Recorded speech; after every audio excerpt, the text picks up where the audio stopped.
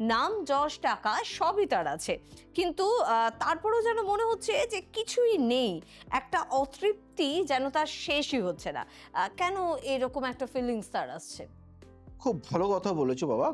খুব ভালো কথা বলেছো। মানে নাম যশ সব থাকা সত্ত্বেও তার মানে কোথায় একটা অতৃপ্তি। ভাল লাগে না কেন? যদি তোমার কুষ্টিতে আধ্যাত্মিক গ্রহ কেতু খুব সক্রিয়।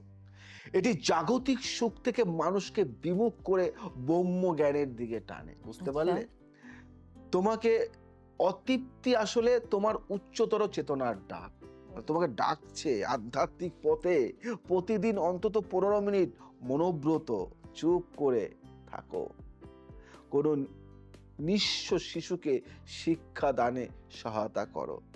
একটা বাণী বলবো, শ্রীকৃষ্ণ গীতায় বলেছেন, কর্মেই তোমার অধিকার, ফলের আশা করো না। শান্তি বাইরে নয়, নিজের ভেতরে খুঁজুন। সমাজ সেবায় নিজেকে বিলিয়ে দিলে দেখবেন অন্তরে প্রশান্তি জাগছে।